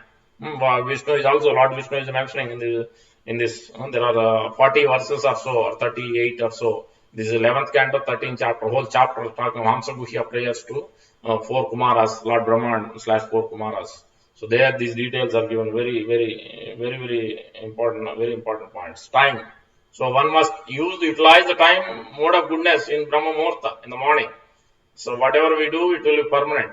Whatever it will help us to more and more progress. So that's why no matter what, somehow or the other, we have to wake up. What we need to do, plan accordingly. We have to plan whether it's eating or whatever, sleeping. All those habits must be changed so that we wake up early in the morning. Start with 6, 5:30. We go back. It's a gradual progress. Suddenly we shouldn't disturb the whole. Then it will be sleep apnea and whatnot. So many other problems. So we have to see surroundings, our family situation, all these accordingly. We have to adjust these things gradually so that it doesn't create disturbance. Okay, that is the time factor. And then Krishna is talking about activities. What kind of activities we do? So including sports. What kind of sports? So that also we have to see, because Shastra mentions, especially sports, especially swimming is fine, but many other things, cricket, volleyball, football, all these many things are not prescribed actually, because it may be good for the exercise, but it not necessarily it's going to give desired result. Not necessarily our consciousness will be in the right direction, going in the right direction. So if you are fully focused, most likely we will not be fully focused in the right direction. When we are, so that's why natural situation itself will not allow with certain things. So that's why it is mentioned. The activities one must look at. Seventh aspect is about the birth. When it says birth, there is no way, nothing we can do about it. We are forced to take birth. Lord is not forced to take birth, but we are being forced to take birth. What does it mean when he says birth? Especially second initiation, first initiation, second initiation. Taking initiation, real birth from a spiritual master. That's what here Lord is saying. Then there is a progress. Then we are at least situated in goodness. Means not that, okay, tomorrow I'm going to take. No, it's not like that. There's a process. There is at least faith, strengthening, as I described before. So, but this has to be thought about. There should be a planning. Oh, I have to do this. This is the goal. Then how do I get there? So that must be at least think through. We must think through. Then things can happen, move in that direction. If you are not even thinking through to surrender, then there is no question of going there, coming to that. So that is why Krishna is talking about that birth, not seminal birth. This is the spiritual birth, first initiation and second initiation especially. That is the Gayatri mantra, receiving. So the Gayatri mantra 3 times a day, the time aspect when it is mentioned, that also is there in one of the verses. The 8th point is meditation, and then 9th is chanting mantras, meditating on the Supreme Lord, morning, afternoon, evening, 3 times. Despite we might be engaged in so many activities, passionate, ignorant activities, because that's what we are all doing, IT and most of us. And so then what is that? Mostly passion, ignorance, mostly, hardly in goodness. Then unless we have a facility to engage morning or afternoon, evening, somehow we take time, we perform. We are supposed to perform, even at work, Gayatri. Many people do. Those who are other religions, especially the Muslims, I have seen. Wherever they are, doesn't matter, in the whole world, wherever they are, airport or wherever, they will go simply to that place and do their namaz. This is what, so that strictly we have to follow. So whether he is focused or not, that's a different secondary story. But I'm talking about the timing why Lord is mentioning morning, afternoon, evening. So that way, because we are engaged in certain activities that is bound to bring us to lower consciousness. So to bring it back, then we have to, even though it is mechanical initially, and then gradually we will come to that level. So that's why Krishna is bringing this meditation of this 3 times a day, Sandhya, 3 Sandhyas, morning, afternoon, evening. And then the chanting mantras, the chanting the Hare Krishna Maha mantra. So that is the Yuva Dharma Pradesha. Purificatory rituals, so that's why there is Dasaveda Samskara. There must be. As soon as we are born, living entity is born, after 2 weeks, one must do Punyaha Vachanam, and then Janma, the purificatory rites, the first one. Gradually there is a Chudakarna, there is a Namakarna is in the beginning, Chudakarna is there, ear piercing, then hair cutting, all these has names, and all these are Dasaveda Samskara. Each and everything is associated with Lord Vishnu. Everything is there, mentioned in Gopala Bhatta Goswami written Satkriya Saradipika. That is the book name. Satkriya Saradipika, explaining each and every aspect of this Dasaveda Samskara, and each and every Samskara is explaining how it is talks about how Lord Vishnu is in the center. Even in that samskara, even though it might be hair cutting, even though it might be ear piercing, it might be feeding first grain, grain ceremony, all these marriage ceremony, vivaha ceremony, all these are samskaras. Samskara means our chitta, our consciousness must be purified. Through these samskaras, our consciousness gets changed, moved from passion, ignorance to goodness, ultimately to Suddha. That is the main. That is why the 10th point Lord Hamsa is mentioning here, purificatory. It's very important. We may forget, these are ritual, who cares? No need to do. So that there is a purpose why it is mentioned. Because then we are associating, we are worshipping Lord Vishnu, we are taking prasad. Whenever these rituals are done, they are supposed to be 3 things must minimum, 3 or 4 things, I forget. So prasadam must be distributed. There must be chanting of the holy names.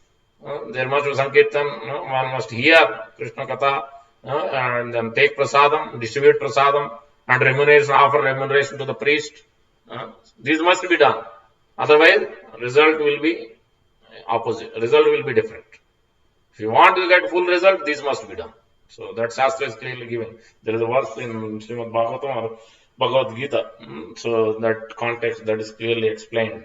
So I think Bhagavad Gita itself, I think 17th or 16th or 17th chapter, I think.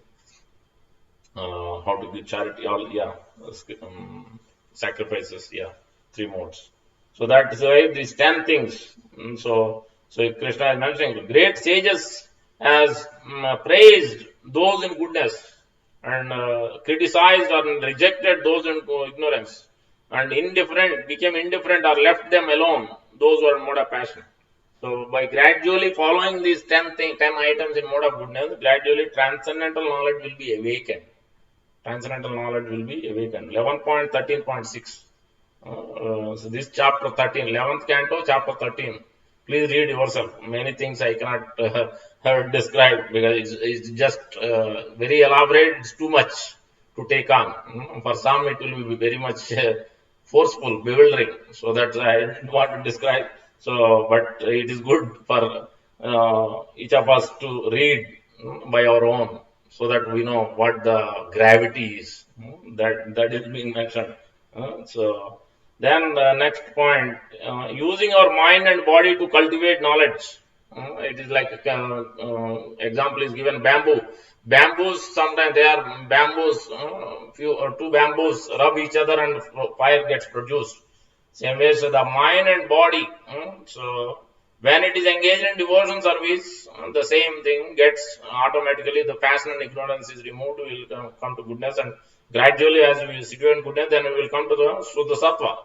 As the same bamboo is getting both same body, then it is getting into fire, and then it is completely annihilating that bamboo itself. So the material form is removed. That's what Vishnu is explaining, Lord is explaining. That so rather it's rubbing together fire and bonds. Basically, this is inequality and disproportionate diversity. So when we are engaged in this disproportionate diversity. So in passion and ignorance of these 10 items, then there is no possibility of moving up, transcending. So that is the main point. Then, so further it is mentioned, one must be apramatta, attention and grave. One must be very attentive what he exactly is engaging in. Otherwise, mind is always getting diverted into sense objects. So one must be attentive and grave. What exactly we have to clearly see, be attentive and grave, look after. And what is that? Anirvinna, never be lazy or morose. Never be lazy or morose. So we have to practice this. That's why the mode of goodness, situated in mode of goodness, helps to come to this platform. Then gradually withdrawing the mind from all objects of senses, one should directly absorb in me in this way. Then, then further finally, Krishna is talking about, I am beyond this wakefulness, sleep and deep sleep. Then they asked, these four Kumaras asking, who are you? When Lord appeared like Hamsa, they never saw. Lord Brahma also never saw. Then they started asking, who are you? What kind of question is this? If you think you are the same, you and I are the same, comprised of these five material elements, then what is the use? You asking the question itself is useless, right? If you and I am also the same, then what good is the question? That you are not going to get anything. If I am above you, if I am beyond these three modes, then by answering them, just like Gita, if Krishna is speaking and ordinary living and speaking, there is a big difference. When Lord Krishna is speaking, he is giving the transcendental knowledge. He is beyond these three modes. Is Sachidananda Vigraha completely pure. There is no material things. Then there is a transformation when we hear, when we take the knowledge. Otherwise, there is no point receiving. Is not. So that's what Krishna is talking. And so the material living entity, Jiva, you are all going through these three things: goodness, passion, ignorance, and gives an example of wakefulness. When we are wakefulness, daytime mostly, that is compared to goodness. And then sleep, when we are dreaming in the night, when we sleep, dream, that is passion. And then deep sleep, that is ignorance. So wakefulness, sleep, but I am beyond this. I am pure consciousness. I am not affected by these three things. Then I am neither. I am engaged in false ego. So the actual main problem of the living entity is he is placed himself in this bondage in false ego. He is thinking he must give up this constant anxiety to enjoy. So that is the main point Krishna is making later on, is give up this constant anxiety to enjoy. Let me somehow tomorrow what's going to do, next weekend is coming up, Thanksgiving is coming up, Christmas is coming up, holiday. So what I am going to do? The plan is completely in a different direction, passion and ignorance direction, not in this goodness or transcending direction. So what to do? That's what we are also, these 10 items we are associated with that level, then obviously that will drag on to that level only, that direction, not to the direction which Lord is suggesting here. So that is why, so one must take shelter of, at least come to the platform of goodness, especially use the timing, use the morning time to do something about the transcendental subject matter. Then it will help us. So whatever way, at least even 10 minutes a day, whatever, half an hour, slowly and gradually to change. I think we have spoken enough. Any questions, quick questions? Any questions, quickly? Otherwise, we'll stop here. Any questions on the Google Meet? You can unmute yourself and ask. Hare Krishna Prabhuji. Yes, Ajay Prabhuji. Hare Krishna. Ajay Prabhuji, yes, Hare Krishna. Go ahead. Prabhuji, sports scriptures like చెప్పారా Prabhuji? Sports should be avoided and something ఎట్లా వచ్చింది Prabhuji idea? Revealed, no, the Lord Brahma, Lord Hamsa is saying to Lord Brahma, revealed scriptures, religious scriptures. There are three different mode of goodness, mode of passion, mode of ignorance. That is there in so many places throughout Srimad Bhagavatam. So category of scriptures are also the 18 Puranas. I don't remember the exact names which are the mode of, especially the mode of passion is Brahma Vaivarta Purana or Brahmanda Purana. One of them, I think Brahmanda Purana, is in mode of passion. So mode of ignorance also there is a Linga Purana or may not be Linga Purana, I forget. So some Puranas where Lord Shiva he is the topmost, there is no person beyond. Lord Shiva is ultimate, everybody else is coming from him. So that way it is being specified, because they can't take anybody else. They can't think so many things. They can't understand this. Krishna is the first, and then Balaram, then all this. They can't digest. If somebody is completely at low, then they cannot take up the higher knowledge. They have to be given ABC knowledge. Yes, this is that. This is one thing you need to do. That's it. Nothing else. Just like when Lord Buddha appeared, Sammohaya Suradvisham, to bewilder those who are killing left and right. Then he told, okay, no Veda, no scripture, nothing, no rules, just worship me. He himself is God, but then they started worshipping.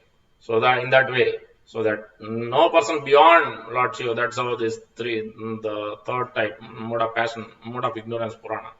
And mode of passion, then Lord Brahma is the topmost. So in this way, talks about, but ultimately gradually. That's why this Pancha, 5 types of worship also gradually is talking about. So in Vedas also, but ultimate point is being made. But by the time somebody comes to that level itself, is finished. He's already attracted to all this, and that's why in Bhagavad Gita we said Vedavada Ratha, elude by this flowery language of the Vedas. So I'm going to get so much juice and go to moon planet and enjoy for 10,000 years. But he is not understanding. Chine Punne Mathyalokam Vasanti. Wherever you go, whether moon planet, sun planet is the closest, moon planet is farther. So many other planets are much farther. So wherever you go, it doesn't matter, we'll fall from there. So once the pious credits are done, we'll again come to this Matyaloka. So even the demigods are jivas.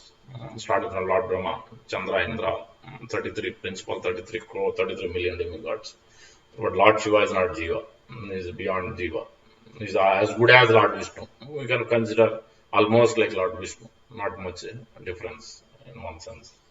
So he is taking care of his duties, he is performing his duties, he is guiding devotees, protecting, he is doing so many things.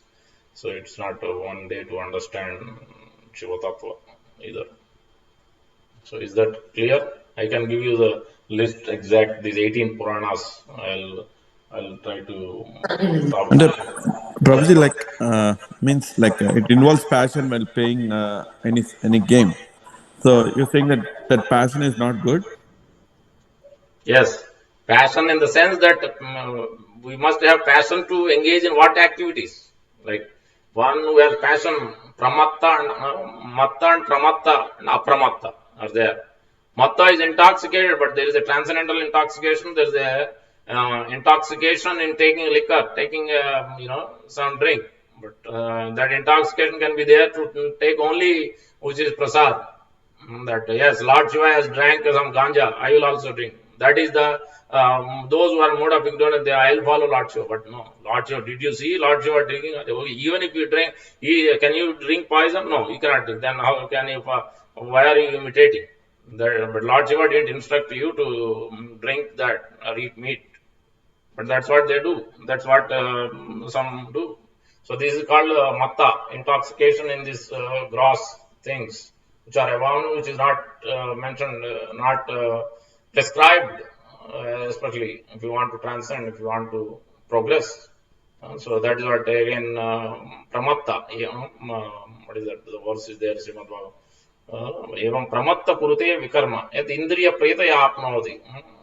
So this sense enjoyment, that is pramatta, means overly intoxicated, too much anxiety after this enjoyment for our own senses. So the passion must be there to engage in the service of Supreme Lord. That is not called passion.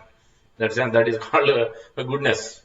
Or anxiety, that he will be anxiety to serve the Lord, anxiety to serve the devotee, serve the spiritual master. That is good. That is not bad. But here, when it is talking about the passion, just like the food, first thing itself is food is talked about. The passionate food means one who is like too much pungent, too much salty, too spicy, so too sour. That's why it is there. I read recently also. I sent to somebody also. Tamarind not supposed to be used. Lemon should be used, and that also less. Not too much overly sour. Yes, once in a while is fine, but not really. It's not going to help. Basically, we will not be situated in. So too much when the food is taken in that way, supposed to be wholesome, fatty, juicy, milk and milk products, vegetables. This is what we are supposed to take. And that's the urad dal is mentioned here, fasting. The urad dal is as good as meat. That's what Shastra is telling. Because it has highest, when somebody takes highest protein in the night time, rajma or urad dal, all these things, it automatically intoxicates us, automatically senses agitates us, despite we trying anything different automatically. So that's why we have to avoid taking the dinner supposed to be very light. So that's why. So the automatic. That's why what type of food we consume itself will. So that's why fourth month. This Chaturmasa period is automatic. It is giving indication how to reduce our time to we just simply go on eating 3 times a day or whatever. It's okay, all right.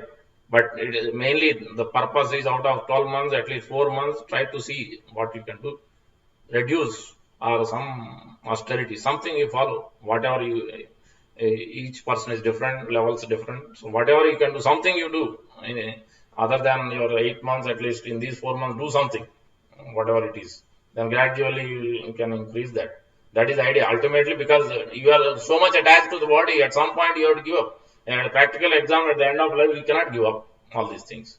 You have to practice it. That's why these Chaturmasa period, that's why these religious scriptures are, that's why these purification rites are there. So that gradually you, slowly, gradually you purify, it will purify us and we will move into the ladder gradually. So that's why it is being prescribed. So that's why we must not be too much intoxicated in taking the passionate foods. So that's why the urad dal is too much high protein. High protein is not so good. Sometimes you can take morning time, but especially this month we should avoid. Ultimately, basically, we might be attached to so many things. So that's why, because generally we are attached to certain things. So that's why it is being given these 4 months, 4 different things, so that we give up. The main idea behind these things are why it is given is give up some attachment, give up attachment to sweet, give up attachment to this, whatever we are attached to. Some Bengalis are attached to sak, so that attachment give up. Attachment to milk, that give up. That doesn't mean you renounce, you don't eat anything. No, you eat. But idea is don't be too much attached. Food is not the whole, everything. Your ultimate goal of life is not food. When we become old, we cannot even eat much. We'll come to the point that you cannot even eat anything. So then at that time, what you will do? So that's why it is ultimately is coming to detachment from the sense objects. You can take prasad, that also must be limited, not too much overeating. It's not going to help us to wake up. So all these things must be considered. Is that clear, Ajay Prabhu? Yes, Prabhuji. Yeah, I think even Bhagavad Gita Krishna mentioned, right, Prabhuji? About Yeah, yes, pungent food, smelly food. yes, 16 and 17, yes. Yeah. Here more elaborate in this 13th, this Canto 11, chapter 13, chapter Krishna is mentioning these 10 different items and elaborating that in the further verses. Which one, Prabhuji? In Bhagavatam, Yeah, Srimad Bhagavatam, Canto 11, Hamsa Guhya prayer, chapter 13. chapter 10. Yeah, verse number 16 onwards, I think. Yeah. Yes, anybody else Prabhuji, has question? sports is good, right? Prabhuji, sports is good, right? I mean, Food? how can the sports be bad? Food. Food is, No, yes. Huh? Sports is good, but Sports. yeah, in Sports. moderation. If you go with passion, I think we'll be end up being more into sports than into Krishna.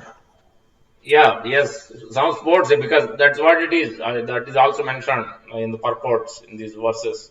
What kind of sports? Some it is naturally, it is not conducive, basically. So yes, we can engage in swimming. That is naturally sport is recommended in Shastra everywhere. That's what we see devotees doing all the way from Chaitanya Mahaprabhu to Prabhupada, swimming in Ganga, taking bath. That is natural because water is purifying. So that, but any other sports we have to be seeing, because we will not be cognizant of what we do. Means there will be just like cricket, who's winning, who's losing, this and that, so many things. We will be attached to so many petty things and arguing, whatnot, so many things. We can see ourselves. We can put a, bar or put something and see how our mind acts, how our time is spent, what happens to our consciousness. All these things must be looked at. That's why Shastra recommends.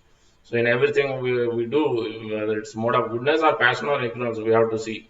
So accordingly, we have to say what kind of thing we can do. Walking is good, jogging is good. This is recommended. Sport, the swimming is good, but other things we have to consider. We have to look at each and every living entity situation is different. So, but we have to. Ultimate point is that is not the ultimate goal. You know, so going to gym also, we have to look at the holistically, not look at in a one way. Holistically, what are we going to achieve? What are we trying to achieve? Ultimate goal is ultimate goal is to attain pure devotion, come to the pure goodness. We don't want to be in this body again and again, taking different bodies. So then, is that going to solve my problem? So that is what we have to look at. That is the angle we have to look at, angle of vision. Isopan, that's why we discuss Isopan before discussing anything.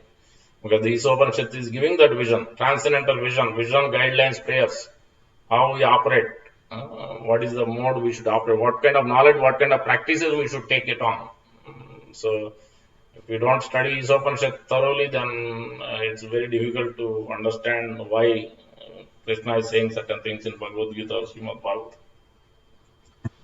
So, is that clear?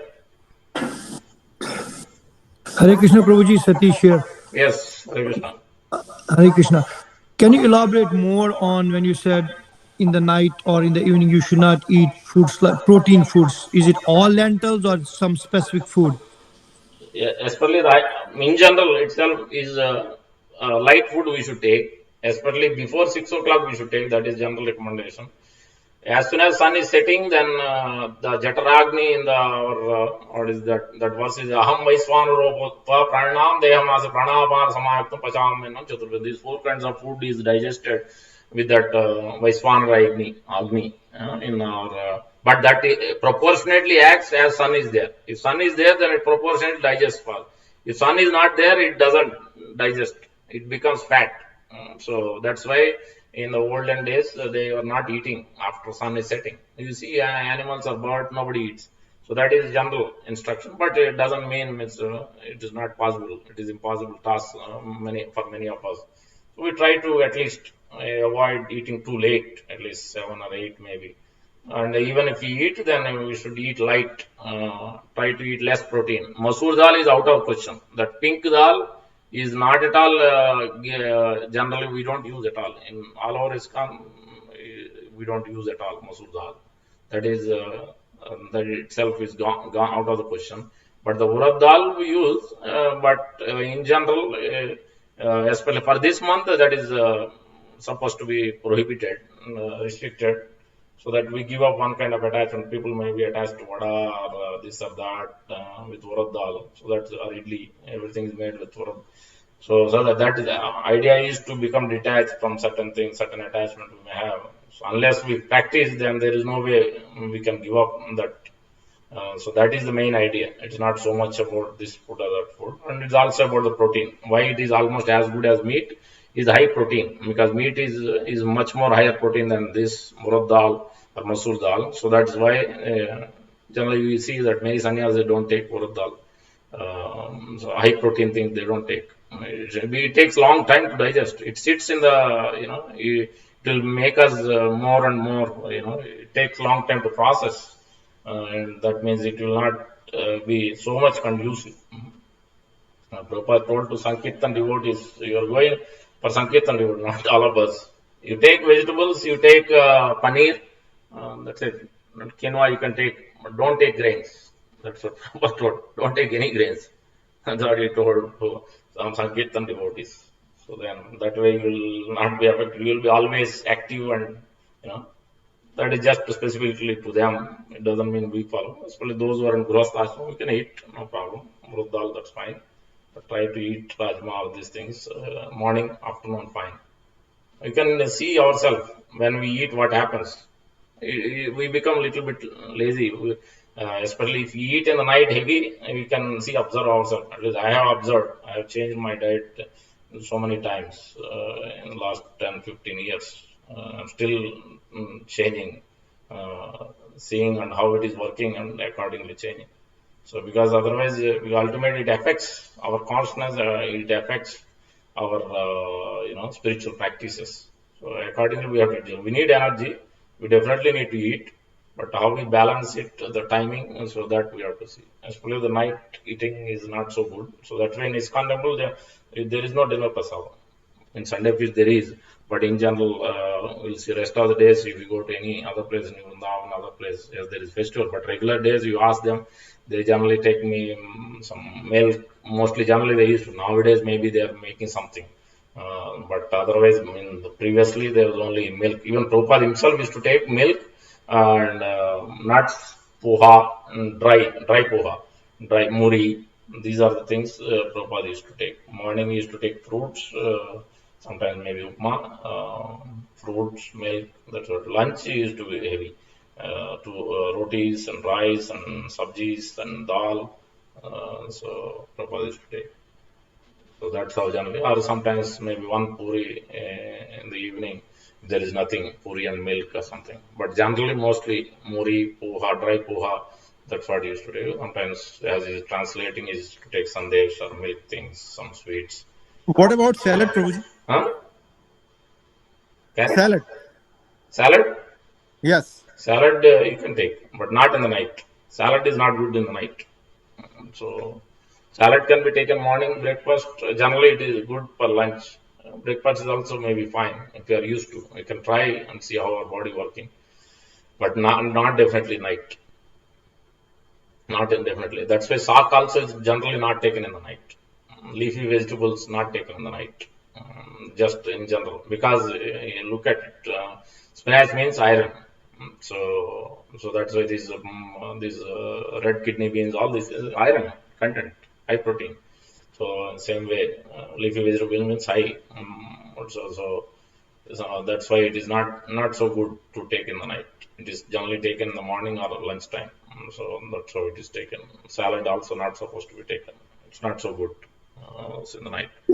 In the night we are supposed to drink hot milk, real hot, not so hot to burn, but hot, because so that it goes into secretions. It doesn't become fat. So yeah, that's what. But Prabhuji, what about sweets? Aren't we taking too much sweets also? Isn't that bad also?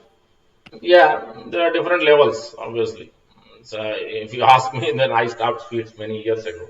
But I will not instruct somebody that don't take sweet. You can take limited. You can take limit. In one place, Prabhupada gives example. Ant becomes intoxicated, is going after sugar.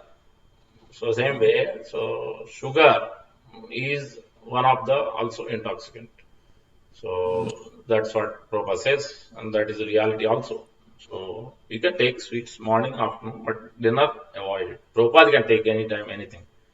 Yes, dinner it's try to avoid sweets also. Yeah. Sweets are heavy to digest also. So Yeah, at that is dinner. there. Some maybe light sweets also, like rasgulla and all, can be probably digested. But still, it's yeah, and heavy sugar in general means it is not so good to take so much sugar, but it's okay because we are all different. Sugar is also good. In general means telling Prabhupada says you are not supposed to drink water while eating or at the end of water. But there's a trick. You take sweet, then you drink water. It's okay. That will be fine. But if you without sweet you drink water, then it's not good. It's going in the drain. The protein is going in the drain. So there's different ways Prabhupada explains. But yeah, but sweet is fine because it has to be a mixture of some bitter, some sweet, all these things body needs. So that the sugar is fine in that way. But it is better to take breakfast, lunch, not in the dinner. Even if we take before sunset, that is the yeah. So avoid if you can. If not, at least before sunset can be taken. So yeah. Any other questions? We'll stop here. Already we are hitting 9 o'clock. I was thinking to record a class for Raghunath, but Goswami. Supposed to record whole week, didn't happen. So, okay, we'll stop here. Thank you very much. Hare Krishna. Gandhara Srimad Bhagavatam ki jai.